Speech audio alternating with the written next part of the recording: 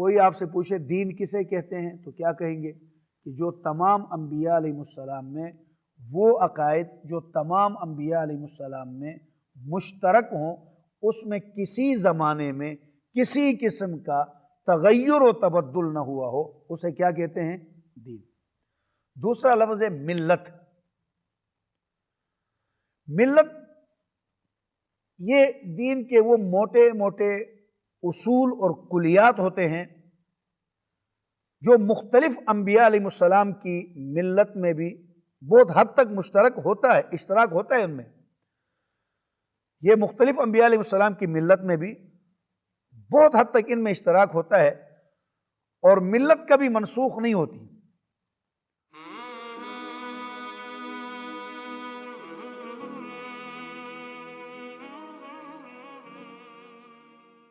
اعوذ باللہ من الشیطان الرجیم، بسم اللہ الرحمن الرحیم۔ ومن يرغب عن ملة إبراهيم إلا من سفه نفسه وَلَقَدِ اصْطَفَيْنَاهُ فِي الدُّنْيَا وَإِنَّهُ فِي الْآخِرَةِ لَمِنَ الصَّالِحِينَ إِذْ قَالَ لَهُ رَبُّهُ أَسْلِمْ قَالَ أَسْلَمْتُ لِرَبِّ الْعَالَمِينَ۔ وَمَنْ يَرْغَبُ عَنْ مِلَّةِ إِبْرَاهِيمَ، اور نہیں اعراض کرتا ابراہیم علیہ السلام کی ملت سے، إِلَّا مَنْ سَفِهَ نَفْسَهُ، مگر وہ شخص جس نے اپنے آپ کو یعنی اپنے نفس کو بے وقوف بنا لیا۔ وَلَقَدْ، اور البتہ تحقیق، اصطفیناہ، ہم نے اس کو یعنی ابراہیم علیہ السلام کو پسند فرمایا، فی الدنیا، دنیا میں، وَإِنَّهُ فِي الْآخِرَةِ لَمِنَ الصَّالِحِينَ، اور بے شک وہ آخرت میں البتہ نیکوکاروں میں شمار ہوگا۔ اذ قال، جب اس کے رب نے فرمایا، لہو، اس کو، ربہ، اس کے رب نے فرمایا، اسلم، کہ فرمان بردار ہو جاؤ۔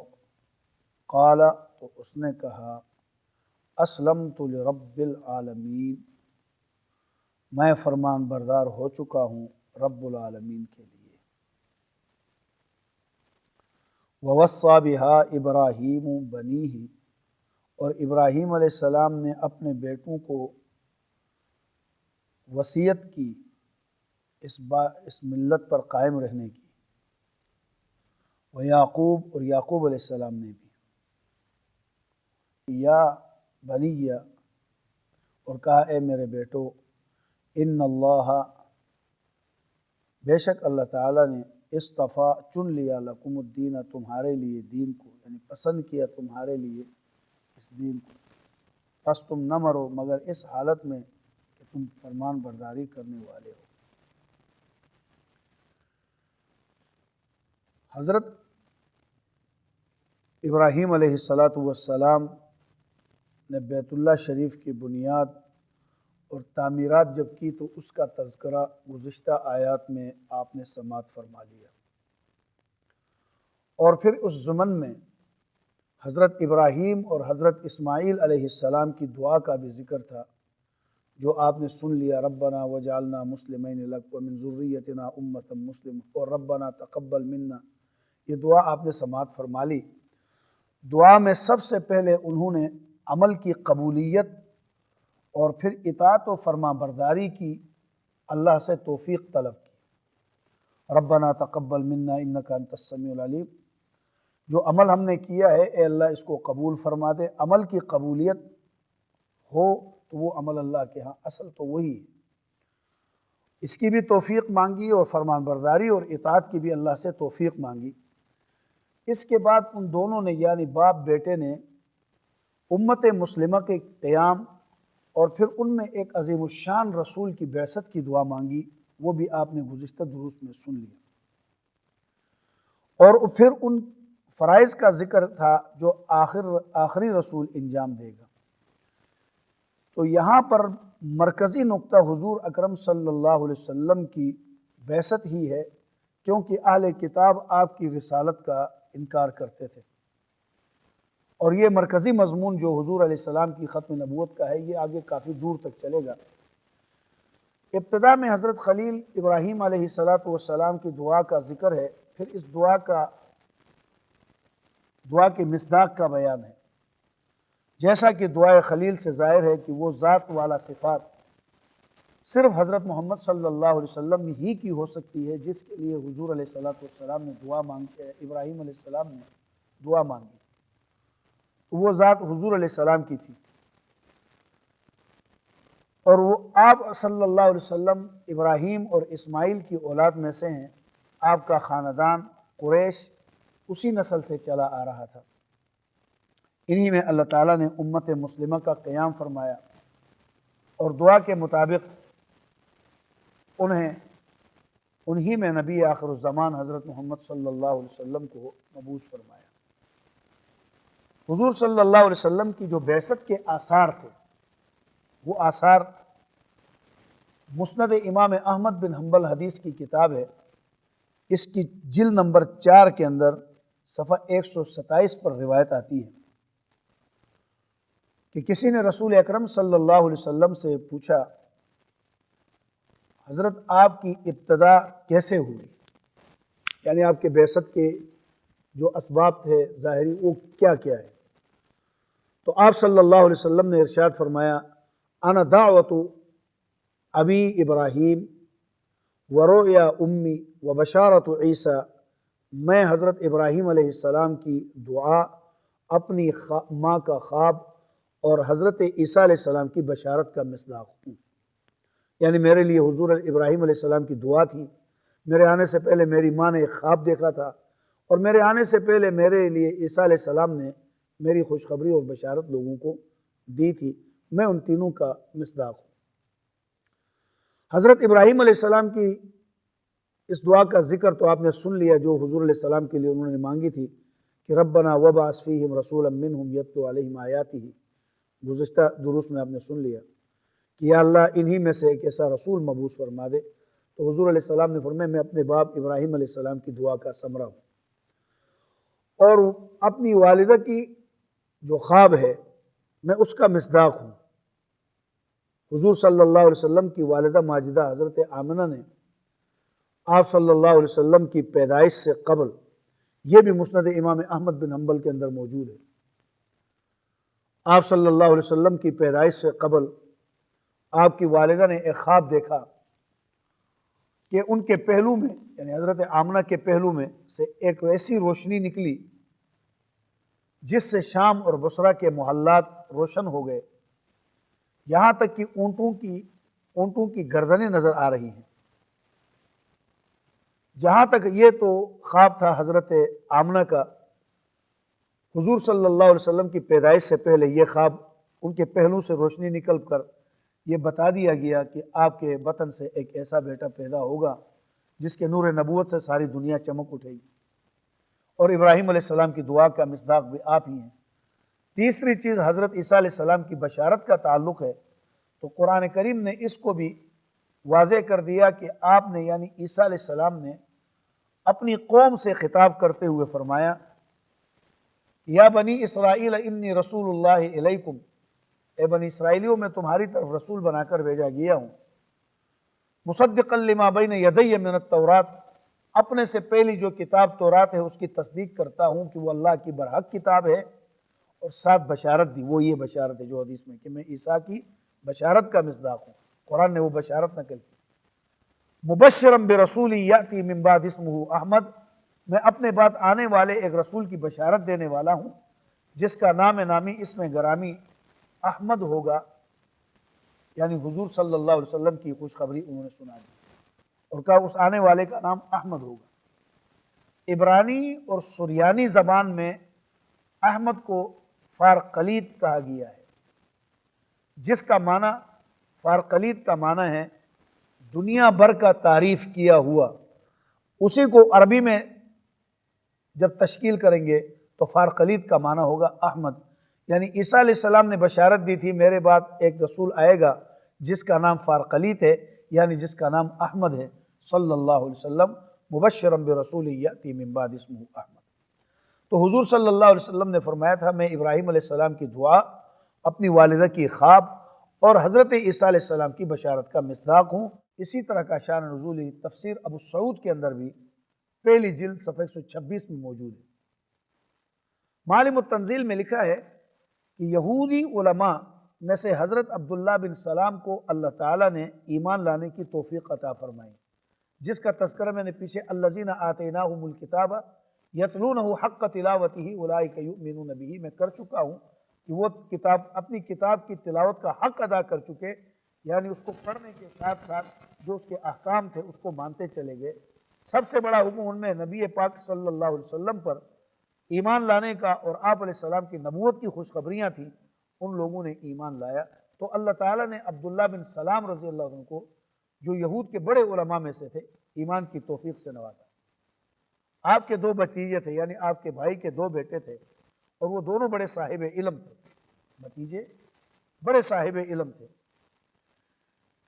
ایک دفعہ عبداللہ بن سلام رضی اللہ تعالیٰ عنہ نے اپنے ان دونوں بھتیجوں سے کہا کہ تم اچھی طرح یہ بات جانتے ہو کہ تورات میں یہ بیان موجود ہے کہ اللہ تعالیٰ نے فرمایا ہے بنی اسرائیل اور بنی اسماعیل میں ایک نبی مبعوث کروں گا جس کا نام احمد ہوگا، اور جو شخص اس پر ایمان لائے گا ہدایت پا جائے گا، اور جو شخص اس کا انکار کرے گا وہ ملعون ہوگا۔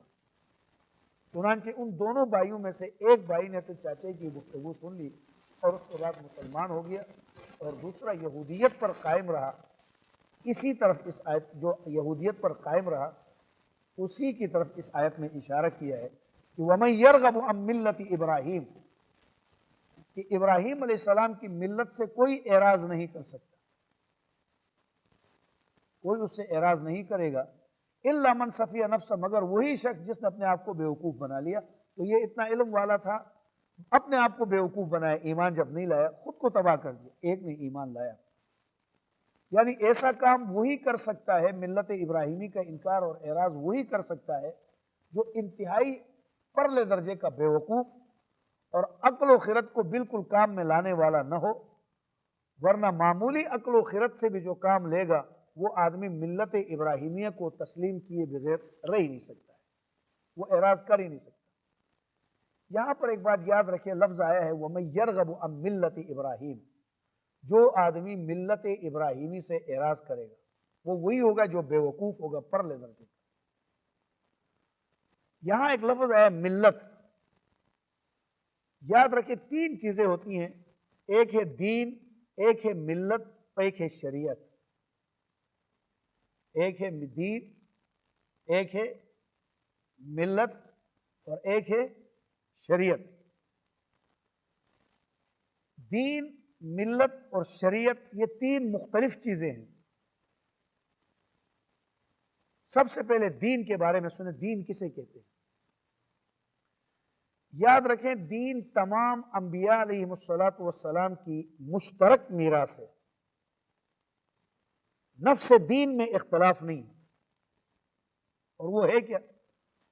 قرآن کریم میں ایک جگہ آتا ہے کہ اللہ تعالیٰ فرماتے ہیں شرع لکم من الدین، شرع لکم من الدین ما وصى به نوحا والذی اوحینا الیک وما وصینا به ابراہیم، یعنی ہم نے آپ کی طرف وہی دین نازل کیا ہے۔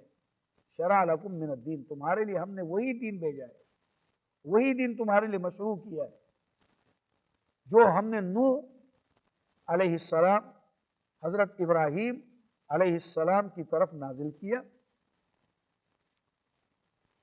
اور دین ایک بنیادی عقیدہ ہوتا ہے جو حضرت آدم علیہ السلام سے لے کر حضور خاتم النبیین صلی اللہ علیہ وسلم تک ایک ہی رہا ہے۔ میں نے آپ سے کیا عرض کیا؟ نوح علیہ السلام پر جو دین ہم نے وحی کی ہے، ابراہیم پر جو وحی ہم نے وہی تمہارے طرف ہے۔ یہ نبیوں کے ساتھ مثال دے کر سمجھانے کا مطلب کہ دین سارے نبیوں میں مشترک ہے، اور سارے نبیوں میں یہ بنیادی عقیدے کا نام دین ہے۔ اس میں سب سے پہلی چیز توحید ہے۔ آدم علیہ السلام سے لے کر حضور اکرم صلی اللہ علیہ وسلم تک توحید میں تمامی انبیاء علیہ السلام کا دین ایک ہی ہے، اس میں کوئی اختلاف نہیں۔ اس کے بعد فرشتوں، کتابوں، رسولوں اور قیامت پر ایمان لانا یہ بنیادی عقیدہ ہے۔ یہ آدم علیہ السلام سے لے کر حضور اکرم صلی اللہ علیہ وسلم تک کسی نبی میں اس میں اختلاف نہیں رہا۔ کتابوں میں ایمان لانے پر، کتابوں پر ایمان لانے کے اندر، فرشتوں پر ایمان لانے کے اندر، رسولوں پہ ایمان لانے کے اندر، قیامت کے دن پر ایمان لانے کے اعتبار سے ہر نبی کی یہ مشترکہ دعوت ہے۔ گویا یہ دین اس بنیادی عقیدے کا نام ہے جو آدم علیہ السلام سے لے کر حضور اکرم صلی اللہ علیہ وسلم تک جو سب میں متفق علیہ ہے، اس کو کہتے ہیں دین۔ بولے کیا کہتے ہیں اس کو؟ دین۔ دین کی بات سمجھ میں آ گئی کہ وہ بنیادی عقیدہ جو آدم علیہ السلام سے لے کر حضور خاتم النبیین صلی اللہ علیہ وسلم تک بغیر اختلاف کے چلا آتا ہو، سب کے اتفاق کے ساتھ، اسے کیا کہتے ہیں؟ دین۔ شرع لکم من الدین ما وصاکم شرع لکم من الدین ما وصى به نوح والذی اوحینا الیک وما وصینا به ابراہیم۔ اسی دین کی وصیت نوح کو کی، ابراہیم کو کی، انبیاء کو اور آپ کو۔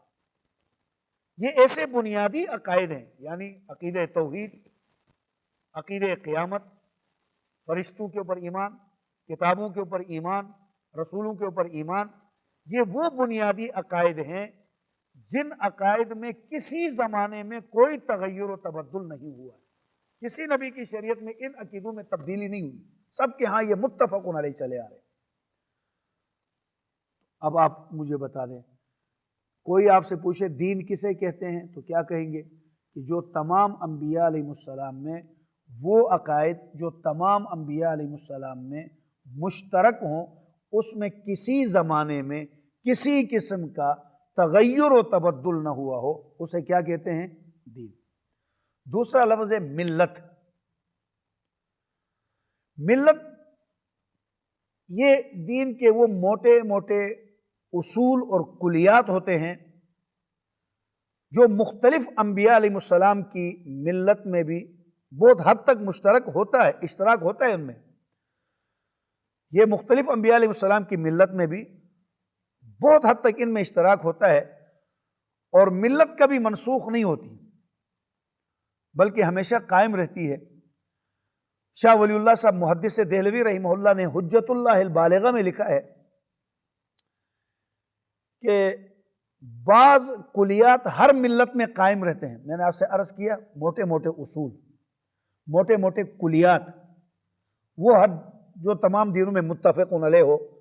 جزیات میں اختلاف ہو سکتا ہے، جب جزیات میں اختلاف ہو تو اسے کلیات نہیں کہیں گے، اسے ملت نہیں کہیں گے، پھر اسے شریعت کہیں گے۔ دین وہ ہے جس کے بنیادی عقائد میں کوئی اختلاف نہ ہو۔ ملت اسے کہتے ہیں جن کے اصول اور موٹے موٹے اصول اور کلیات کسی حد تک مشترک ہوں۔ مثلا شاہ ولی اللہ صاحب رحمۃ اللہ علیہ فرماتے ہیں کلیات ہر ملت میں قائم رہے ہیں، ہر ملت میں وہ یہ کلیات قائم رہے۔ مثلا طہارت، آدم علیہ السلام سے لے کر محمد الرسول اللہ صلی اللہ علیہ وسلم تک طہارت سب کا متفق علیہ کلیہ ہے۔ کسی کے ہاں بغیر طہارت کے زندگی گزارنے کا حکم نہیں ہے۔ عاجزی، سارے نبیوں کی ملت میں عاجزی موجود ہے۔ بابو میں نے کیا کہا؟ ملت کس کو کہتے ہیں؟ جو ہاں موٹے موٹے اصول سب میں متفق ہو، موٹے موٹے اصول میں اشتراک ہو، چھوٹی باتوں میں اختلاف ہو سکتا ہے، وہ اس کا عنوان پھر الگ ہوگا۔ اب وہ کلیات، وہ موٹے موٹے اصول جو تمامی شریعتوں میں سب کا ساری شریعتوں میں جو قائم رہے ہوں، نمبر 1 طہارت، نمبر 2 عاجزی، نمبر 3 فیاضی، نمبر 4 عدل و انصاف، نمبر 5 تہذیب نفس، نمبر 6 اصلاح نفس، یہ ساری چیزیں ایسی ہیں جو تمام ملل میں قدر مشترک رہی ہیں۔ ساری ملتوں میں یہ چیزیں ہیں۔ کوئی ملت یہ نہیں کہتی بخیل بن جاؤ، کوئی ملت یہ نہیں کہتی ناپاکی سے زندگی گزارو، کوئی ملت یہ نہیں کہتی ہے ظلم و ستم سے زندگی گزارو، کوئی ملت یہ نہیں کہتی ہے کہ نفس کی اصلاح نہ کرو۔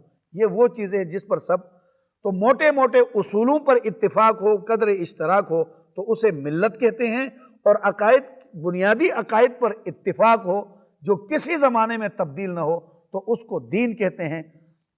اب چنانچہ ابراہیم علیہ السلام کی گویا ابراہیم اور حضور صلی اللہ علیہ وسلم کی گویا ایک ہی ملت ہے، اسی لیے فرمایا وَاتَّبِعْ مِلَّةَ إِبْرَاهِيمَ حَنِيفًا۔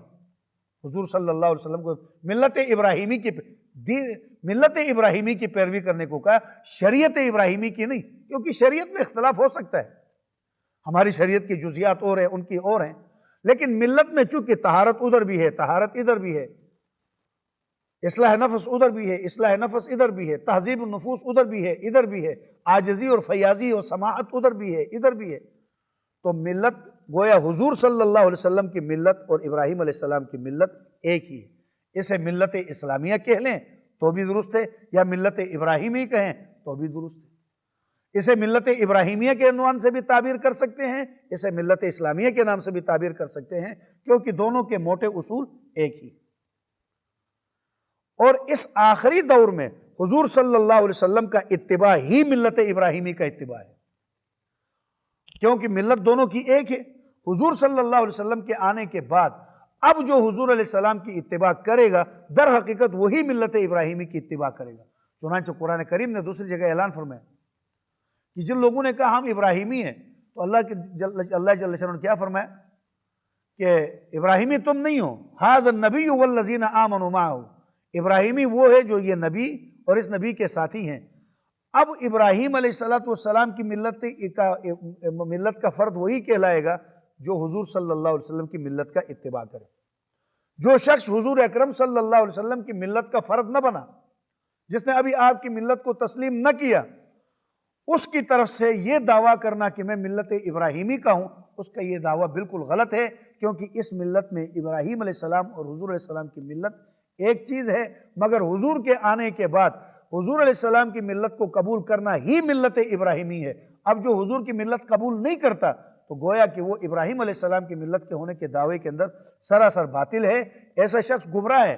چنانچہ اس وقت جتنے یہود و نصارہ ہیں وہ گمراہ اور ملعون لوگ ہیں، وہ ملت ابراہیمی کے بھی نہیں ہو سکتے، اس لیے کہ حضور صلی اللہ علیہ وسلم کے آنے کے بعد اور ملت کی گنجائش باقی نہیں رہتی۔ اب تیسری چیز ہے شریعت۔ پھر سن لیں، میں نے کہا ایک ہے دین۔ دین وہ ایسے بنیادی عقائد کا نام ہے جو آدم علیہ السلام سے حضور علیہ السلام تک چلے آئے ہوں اور ان کے اندر کسی زمانے میں کسی قسم کا تغیر و تبدل نہ ہو۔ وہ کون سی چیزیں ہیں؟ عقیدہ توحید، عقیدہ رسالت، عقیدہ توحید، عقیدہ قیامت اور فرشتوں پر ایمان، کتابوں پر ایمان، رسولوں پر ایمان، یہ تمام انبیاء پر مشتمل۔ اس میں کسی دور میں یہ نہیں کہا جا سکتا ہے کہ اس زمانے میں اس امت کے اوپر فلاں نبی پر ایمان لانا ضروری نہیں، کتابوں پر ایمان لانا، یہ سب کے متفقون علیہ، یہ دین سب کا ایک ہے۔ ملت موٹے موٹے کلیات و اصول جو متفقون علیہ، جیسے طہارت، فیاضی، سخاوت، عاجزی۔ یہ تیسری چیز ہے شریعت۔ ہر نبی کی شریعت مختلف ہوتی ہے، ہر نبی کی شریعت مختلف ہوتی ہے، شریعتوں میں اختلاف ہوتا ہے۔ شریعت میں مسائل کی جزیات ہوتی ہیں جو مکان کے اعتبار سے، زمانے کے اعتبار سے، کبھی مکان کی مناسبت سے، کبھی زمانے کی مناسبت سے وہ بدلتی رہتی ہیں۔ اسی لیے اللہ نے قرآن میں کیا فرمایا؟ لِكُلٍّ جَعَلْنَا مِنْكُمْ شِرْعَةً وَمِنْهَاجًا، ہم نے ہر امت کے لیے جدا جدا شریعت بنائی ہے۔ حضور صلی اللہ علیہ وسلم کا ارشاد گرامی ہے، نحن معشر الانبیاء اولاد علات دیننا واحد، ہم انبیاء علیہ السلام کا گروہ اللاتی بھائی ہیں مگر ہمارا دین ایک ہی ہے۔ دین میں اختلاف نہیں، دین ایک ہی کا معنی سمجھ گیا نا؟ حضور نے فرمایا ہم انبیاء علیہ السلام کا گروہ اللاتی بھائی ہیں مگر ہمارا دین ایک ہی ہے۔ اللاتی کس کو کہتے ہیں؟ اللاتی بھائی وہ ہوتے ہیں جن کا باپ ایک ہو، مائیں مختلف ہو۔ ایک باپ نے 2 شادیاں کی، دونوں بیویوں سے بچے پیدا ہو گئے، تو وہ بچے آپس میں باپ شریک بھائی تو ہیں، ماں شریک بھائی نہیں، ماؤں میں اختلاف ہے، اس کی ماں اور ہے، اس کی ماں اور ہے۔ وہ حضور علیہ السلام نے یہ تشبیہ دے کر بتایا، مثال بات سمجھائی کہ دین ایک بنیادی چیز ہے، عقائد میں وہ بنیادی، ہم سارے انبیاء ایک ہیں۔ مسائل میں جس طرح ایک باپ کی 2 بیویاں جدا جدا اولاد ہوتی ہے، مسائل میں ہم جدا جدا ہیں، مسائل میں ان کی اپنی شریعت ہے، ہماری اپنی شریعت ہے، کچھ ہمارے مسائل اپنے۔ مثال اس کی اس طرح سے، اب اس کی مثال سمجھے، شریعتیں یعنی جزیات جو ہیں وہ مختلف زمانوں میں بدلتی رہتی ہیں، دین ہمیشہ ایک رہے گا۔ جیسے ایک آدمی کی 3 بیویاں ہوں تو 3 بیویوں سے پیدا ہونے والی اولاد تو بدلتی رہتی ہے، ماؤں کے اعتبار سے یہ اس کی اولاد ہے، یہ اس کی اولاد ہے، باپ کے اعتبار سے ایک ہے، دین کے اعتبار سے سارے انبیاء ایک ہیں، سب کا دین ایک ہے، عقائد۔ لیکن شریعتوں کے اعتبار سے جس طرح مائیں الگ الگ ہوتی ہیں، شریعتیں ہماری جدا جدا ہیں۔ مثلا جیسے حلال اور حرام کے مسائل ہیں، حضرت یعقوب علیہ السلام کی امت میں، آپ کی شریعت میں دو سگی بہنوں سے نکاح کرنا درست۔ خود یعقوب علیہ السلام نے دو سگی بہنوں سے نکاح کیا۔ دو سگی بہنوں سے ایک ساتھ نکاح کرنا ایک وقت ایک مرد کے نکاح میں جائز ہے، لیکن ہماری شریعت میں دو بہنوں کو ایک وقت میں ایک ساتھ نکاح میں رکھنا حرام ہے۔ وَأَن تَجْمَعُوا بَيْنَ الْأُخْتَيْنِ۔ اب دیکھو، دین تو ہمارا ایک ہے، یعقوب علیہ السلام اور ہمارا دین ایک ہی ہے، بنیادی عقائد ان کے بھی وہی، شریعت محمدی کے بھی وہی، لیکن شریعتیں جدا جدا ہے۔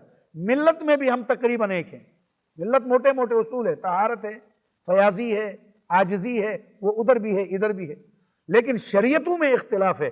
شریعت کہتے ہیں جزوی مسائل کو، جزیات کو۔ اب حلال اور حرام میں ان کے ہاں دو سگی بہنوں کو بیک وقت نکاح میں رکھنا جائز ہے، شریعت محمدی صلی اللہ علیہ وسلم میں بیک وقت دو بہنوں کو ایک ساتھ اپنے نکاح میں رکھنا ناجائز اور حرام ہے۔ اور جو کہتے ہیں نہیں یہ حرام نہیں یہ حلال ہے، تو اس شریعت میں وہ کافر ہو جاتا ہے، جبکہ ان شریعتوں کے اندر جائز تھے۔ اسی طرح ان کی شریعت میں اونٹ کا گوشت کھانا جائز نہیں ہے، ہماری شریعت میں جائز ہے۔ مقصد یہ ہے کہ شریعت ایک تغیر پذیر چیز ہے، اس کے اندر تبدیلی آ سکتی ہے۔ ملت کے بڑے بڑے اصول مشترک ہوتے ہیں، مقصد اور دین بالکل غیر تغیر، تو تینوں کی تعریفیں الگ الگ آ گئی۔ دین وہ ہے جس میں قطعاً بولیں قطعاً تغیر نہیں ہوگا، شروع سے سب کا ایک، اور ہر زمانے میں ایک، اور ہر نبی کے لیے ایک، ہر نبی کی امت کے لیے وہ ایک ہی ہے۔ ملت موٹے موٹے اصول میں اتفاق ہوگا، شریعت جزیات کا نام ہے، جزوی مسائل کے اندر شریعتوں کا اختلاف ہو سکتا ہے، اور ہو بھی رہا ہے اور ہوا بھی۔ ابراہیم علیہ السلام کا آگے مرتبہ اور شان ہے۔ ملت ابراہیمی کے تذکرے کے ضمن میں اللہ تعالیٰ نے حضرت ابراہیم علیہ السلام کی یہاں پر تعریف فرماتے ہوئے کیا فرمایا؟ یعنی جب ملت ابراہیمی کی بات کی تو اب تعریف فرماتے ہوئے فرمایا وَلَقَدِ اصْطَفَيْنَاهُ فِي الدُّنْيَا، ہم نے دنیا میں ابراہیم کو امامت کے لیے، رسالت کے لیے، پیشوائی کے لیے منتخب فرمایا۔ اللہ تعالیٰ نے آپ کو دنیا میں درجہ کمال تک پہنچایا، آپ کو عزت و شرف بخشا، آپ اللہ کے برگزیدہ اور منتخب شدہ انسان ہیں۔ وَإِنَّهُ فِي الْآخِرَةِ لَمِنَ الصَّالِحِينَ، اور آخرت میں وہ نیکوکار لوگوں میں شمار ہوں گے۔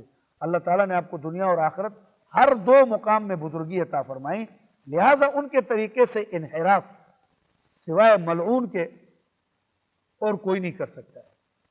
آگے ابراہیم علیہ السلام کی فرمان برداری کا ذکر کیا قرآن میں۔ ابراہیم علیہ السلام کو نبوت اور امامت جیسے منصب جلیلہ پر فائز ہونے کی وجہ یہ ہے، اذ قال له ربه اسلم، جب ان کو ان کے رب نے فرمایا فرمان بردار ہو جا، قال اسلمت لرب العالمین، انہوں نے کہا میں رب العالمین کا فرمان بردار ہوں۔ اللہ تعالیٰ کی فرمان برداری کرنا ملت کا سب سے اولین اصول ہے، امت کا یہ فرض ہے کہ ہر آنے والے نبی کا اتباع کرے، فرمان برداری کی یہی شان ہے۔ ملت ابراہیمی میں جب بگاڑ پیدا ہوا تو یہودیت اور نصرانیت پیدا ہوئی اس بگاڑ سے، اسی لیے ان دو گروہوں کی مذمت کی گئی کہ حقیقت میں ملت ابراہیمی ہی ملت اسلامیہ ہے۔ میں نے شروع میں عرض کیا تھا ملت ابراہیمی بھی کہہ سکتے ہو، اسلامی بھی، جس پر حضرت ابراہیم علیہ السلام کاربند تھے، جس پر حضرت موسیٰ اور عیسیٰ علیہ السلام کاربند تھے۔ حضور صلی اللہ علیہ وسلم کو بھی یہی ارشاد ہوا ان اتبع ملت ابراہیم حنیفا، لہٰذا حضور صلی اللہ علیہ وسلم کا اتباع ہی حقیقت میں حضرت ابراہیم علیہ السلام کی ملت کا اتباع ہے۔ جو شخص پہلے نبی کی اطاعت کا دعوے دار ہو اور آخری نبی کا انکار کرے، ایک آدمی کہے میں ابراہیم علیہ السلام کو مانتا ہوں لیکن حضور صلی اللہ علیہ وسلم کو نہیں مانتا ہوں، جس کو ابراہیم علیہ السلام نے اللہ سے مانگ کر لیا ہے، وہ ملت ابراہیمی کا پیروکار نہیں ہو سکتا، وہ در حقیقت حضور کی ملت کا بعد میں منکر ہے، ابراہیم علیہ السلام کی ملت کا پہلا منکر ہے۔ اب ابراہیم علیہ السلام اور حضرت یعقوب علیہ السلام کی اپنی اولاد کو وصیت کا ذکر ہے اگلی آیت میں۔ ابراہیم اور یعقوب نے اپنی اولاد کو اسی ملت پر کاربند رہنے کی وصیت کرتے ہوئے فرمایا وَوَصَّىٰ بِهَا إِبْرَاهِيمُ وَبَنِيهُ وَيَعْقُوبُ، حضرت ابراہیم اور یعقوب علیہ السلام انہوں نے اپنے بیٹوں کو نصیحت کی تھی کہ اے میرے بیٹو، تمہارے لیے اللہ نے دین اسلام کو منتخب کر لیا ہے، چنانچہ تم اسلام کے سوا کسی اور دین پر نہ مرنا، اسی حالت اسلام میں دین اسلام پر مرنا۔ ابراہیم علیہ السلام کے کتنے بیٹے تھے جو انہوں نے اپنے بیٹوں کو وصیت کی ہے؟ تو اس سلسلے میں مختلف روایات آتی ہیں۔ ایک بعض روایات میں آتا ہے، بعض کہتے ہیں کہ ابراہیم علیہ السلام کے 4 بیٹے تھے، بعض نے 7 اور بعض نے 14 بیٹے نقل کیے۔ آپ کی متعدد بیویاں تھیں، اور مدین، مدائن، اسماعیل، اسحاق سب ابراہیم علیہ السلام کے فرزند تھے، مدین، مدائن، اسماعیل اور اسحاق۔ اسی طرح یعقوب علیہ السلام کے بھی 12 بیٹے تھے، تو ان دونوں جلیل القدر انبیاء نے اپنے اپنے بیٹوں کو وصیت یہ کی، یا بنی ان اللہ اصطفیٰ لکم الدین، اے بیٹو بے شک اللہ تعالیٰ نے تمہارے لیے دین اسلام کو منتخب فرمایا ہے، یہ اللہ تعالیٰ کا پسندیدہ دین ہے، اسی پر کاربن رہنا، اور اس کے تمہاری موت صرف اسی حالت میں آنی چاہیے کہ تم فرمان برداری کرنے والے ہو جاؤ، یعنی دین اسلام پر قائم رہو۔ مقصد یہ تھا کہ موت ایک ایسی چیز ہے جو غیر اختیاری ہے، پتہ نہیں کس وقت وارد ہو، لہٰذا تمہارا ہر لمحہ اطاعت خداوندی میں دین اسلام پر گزرنا چاہیے، یعنی مرتے دم تک ملت اسلامیہ پر قائم رہو۔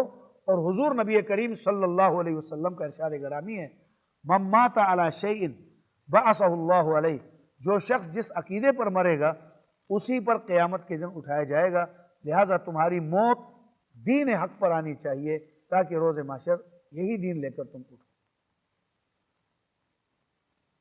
اب یہ وصیت کرنے کے بعد اگلی آیت میں حضرت یعقوب علیہ السلام کی وصیت کا بطور خاص ذکر ہے کہ انہوں نے اپنے بیٹوں کو وصیت کرتے ہوئے اسماعیل علیہ السلام، ابراہیم علیہ السلام کے بعد یہود و نصارہ کو یاد دہانی کرائی جا رہی ہے کہ تمہارا یہ دعویٰ باطل ہے کہ تم ابراہیم یا اسماعیل، اسحاق و یعقوب کو ماننے والے، کیوں؟ انہوں نے تو یہودیت و نصرانیت کی تعلیم ہی نہیں دی۔ چنانچہ یعقوب علیہ السلام کے خاص واقعے کو نقل کیا، ام کنتم شہداء اذ حضر یعقوب الموت، جب یعقوب علیہ السلام کے پاس موت آئی کیا تم اس وقت موجود تھے؟ اذ قال لبنیہ ما تعبدون من بعدی، جب انہوں نے اپنے بیٹوں سے کہا تھا کہ تم میرے بعد کس کی عبادت کرو گے؟ تو یہودیوں کی روایت میں یہ بھی موجود ہے کہ حضرت یعقوب علیہ السلام نے یہ بھی فرمایا، مجھے شبہ ہے تم میں کوئی شرک کی طرف میلان نہ رکھتا ہو۔ تو بیٹوں نے بیک آواز جواب دیا، قالوا نعبد الہک و الہ آبائک ابراہیم و اسماعیل و اسحاق الہا واحدا ونحن له مسلمون، کہ ہم عبادت کریں گے تیرے الہ کی اور تمہارے باپ دادے ابراہیم، اسماعیل، اسحاق کے الہ کی، جو اکیلا الہ ہے، جو ایک ہی معبود ہے، ہم صرف اسی کی ونحن له مسلمون، صرف اسی کی عبادت کریں گے۔ ظاہر ہے کہ ان تمام واقعات کے پیش نظر یہود و نصارہ کے لیے ملت ابراہیمی سے انحراف کی تو کوئی گنجائش نہیں ہے۔ تم اپنے آپ کو ابراہیمی کہلاتے اور ابراہیم علیہ السلام کی اولاد، یعقوب علیہ السلام کی اولاد شرک سے بیزاری کا اعلان کر رہے ہیں۔ اگر ان میں ذرہ برابر بھی انصاف کا مادہ موجود ہو اور وہ تعصب کی عینک اتار رکھے تو انہیں حضور صلی اللہ علیہ وسلم پر ایمان لانا ہوگا، کیونکہ آپ ہی ملت ابراہیمی کے سچے پیروکار اور جانشین ہیں۔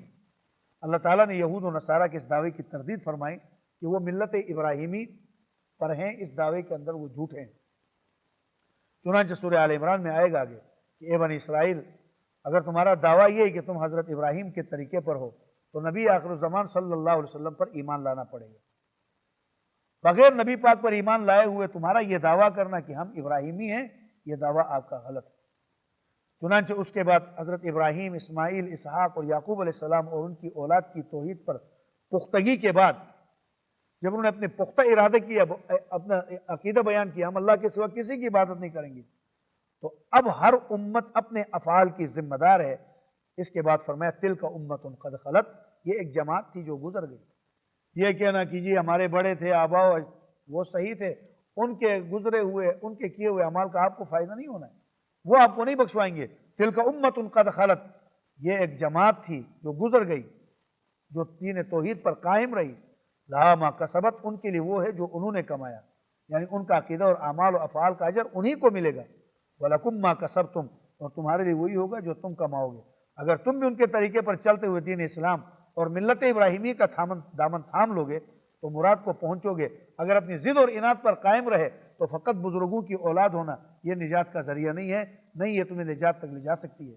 وَلَا تُسْأَلُونَ عَمَّا كَانُوا يَعْمَلُونَ، اور تم سے نہیں پوچھا جائے گا کہ تمہارے آباء و اجداد کا دین کیا تھا، وہ کیا کرتے تھے، بلکہ تمہیں خود ان کی صحیح معنوں میں پیروی کرنا ہوگی۔ تمہارے اعمال کی باس پرس تمہیں سے ہوگی، ان سے نہیں ہوگی۔